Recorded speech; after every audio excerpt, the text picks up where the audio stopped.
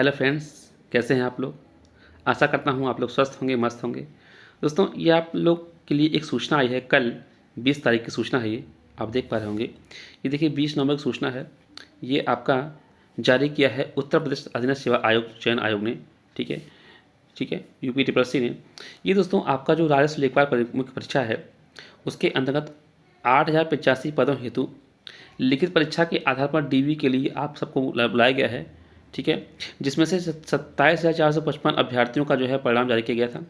और लास्ट में ऋतु मैडम को बोलेंगे। ऋतु मैडम जैसे कुछ अभ्यर्थियों को, जिसमें 22 अभ्यर्थी शामिल थे, 22 अभ्यर्थियों को जो है परीक्षा से वंचित किया गया, मतलब कि DV के लिए इनको डिबार किया गया। अब वर्तमान में 27,433 अभ्यर्थियों का जो है DV हो रहा है, जो कि आपका 30 नवंबर तक होना है, आप लोग जानते होंगे। ठीक है, इसी के अंतर्गत दोस्तों आपका कुछ महत्वपूर्ण सूचना आई है। वो सूचना किसके लिए है? वो सूचना दोस्तों, इसमें कुछ आपका रोल नंबर हैं, आप लोग देख लीजिएगा। अगर आप लोग इन कैटेगरी के अंतर्गत आते हैं तो आप इस रिजल्ट को एक बार जरूर चेक कीजिएगा। ठीक है, जिन लोगों का DV के लिए कॉल नहीं हुआ था, शायद उन लोगों का इसमें नाम हो। ठीक है, तो उन लोगों के लिए काफ़ी अच्छी खबर है ये।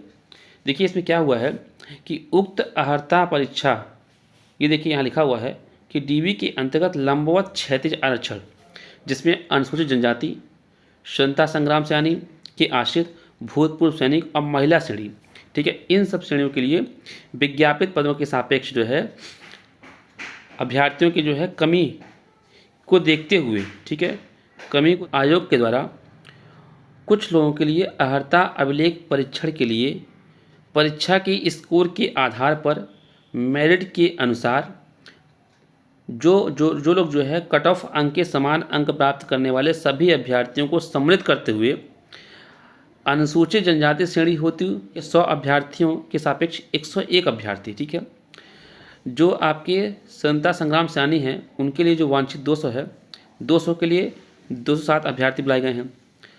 भूतपूर्व सैनिकों हेतु 200 के अतिरिक्त 207 अभ्यर्थी और बुलाए गए हैं, 203। और महिला श्रेणी हेतु जो वांछित 300 चाहिए थे, तो उसके लिए अतिरिक्त अभ्यर्थियों के सापेक्ष 331 अभ्यर्थी, कुल मिला के 842 अभ्यर्थियों को दोस्तों एक कट ऑफ निकाला गया है। और उसके आधार पर आयोग ने निर्णय लिया है कि इन लोगों को DV के लिए बुलाया गया है।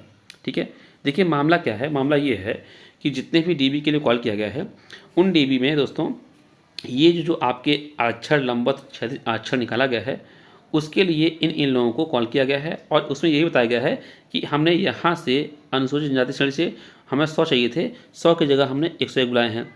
ठीक है, 200 यहाँ चाहिए थे, यहाँ 207 बुलाए हैं। तो इस प्रकार से दोस्तों इन्होंने बुलाया है इनको, और इसके लिए कट ऑफ निकाल दी गई है। कट ऑफ देखिए, कट ऑफ आप देख लीजिए। अनुसूचित जनजाति के लिए 64.25, स्वतंत्रता संग्राम के लिए 66.25, भूतपूर्व सैनिक के लिए 64 और महिलाओं के लिए 75। ये जो है कट ऑफ उन्होंने पुनः निर्धारित किया है। और उसके अंतर्गत ये लिखा हुआ है कि जो अभ्यर्थी अहर पाए गए हैं, मतलब कि इसके अनुकूल पाए गए हैं, इतने कट ऑफ पे पाए गए हैं, तो उन लोगों का परिणाम, अंतिम चयन परिणाम जो है निकाला गया है। तो चयन संबंधी अंतिम परिणाम हेतु DV के लिए उनको घोषित किया गया है। ठीक है, उनको समझ दिया गया है कि वो लोग जो है 2/12 से, ठीक है, 2 दिसंबर से लेके 4 दिसंबर तक अपना जो है DV इस कहाँ पिकअप होम जाके करा लें। ठीक है, और उन लोगों के यहाँ क्या है, यहाँ उन लोगों के रोल नंबर दिखा दिए गए हैं।